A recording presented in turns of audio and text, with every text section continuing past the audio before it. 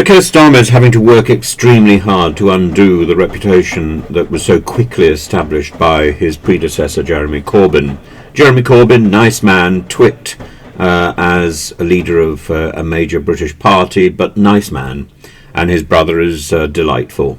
But as a leader, he did a lot of damage, and a lot of the work which Keir Starmer is having to do is to undo the damage done by his predecessor. In fact, it's almost exactly the same sort of thing that Rishi Sunak's having to do. So much effort simply to undo the work which is done in a very short space of time by some twit with their hands on the levers of power.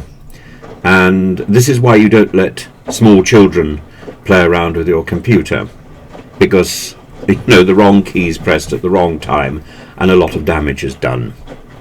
And that is who Liz Truss is, bashing away, and that's who I'm afraid Jeremy Corbyn was. So Starmer was in Munich a couple of days ago, yesterday, and trying to reassure the world that should he become leader, in lots of one-to-one meetings, that he would stand up for our allies, in contrast to the child in the room, or the child not in the room, Donald Trump, another twit with his hands on power, another person who is unreliable, who is too eager to open his mouth rather than to think about the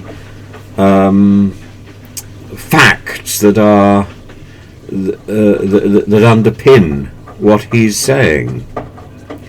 And the death of Alexei Navalny, I think, should make it absolutely clear that we need to work together. The threat from Putin's Kremlin is astronomically large, because Putin does not play by even his own rule book, let alone anybody else's. And the rebuke by Trump of Nato is inappropriate at a time of national and international crisis. It's inappropriate. So I think Starmer would have been heard with relief and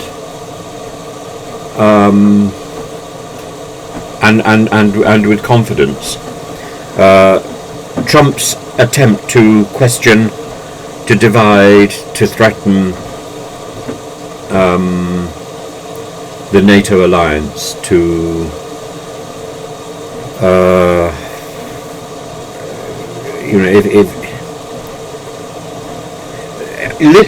quite literally, his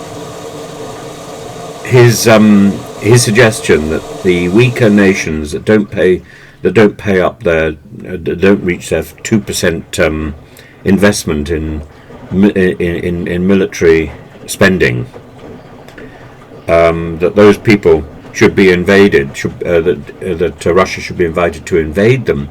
This is this undermines Article 5 of the NATO agreement, of that NATO bond. To attack one country in NATO is to attack the whole of NATO. To invite Russia to attack one country is to undermine the principles of NATO. I don't see how it's possible that anybody could trust an America led by President Putin, led by President Trump. Oh my goodness. Well, they're interchangeable, aren't they, really? They're interchangeable. They're both shits. And neither of them should be in power. And for anybody to think that Mr. Trump represents a future, Mr. Trump represents uncertainty. Mr. Trump represents lawlessness, in the same way as Mr. Putin represents lawlessness. Mr. Trump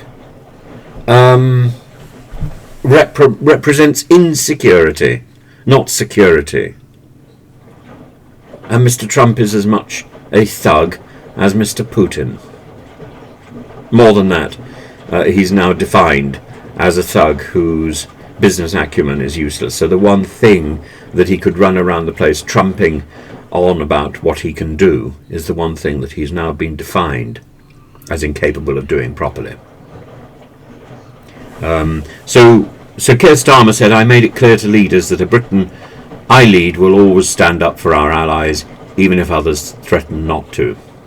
That is a rebuke to Mr. Trump.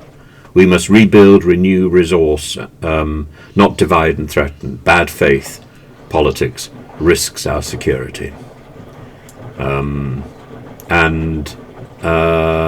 David Lammy, the Shadow Foreign Secretary, who was also in Munich,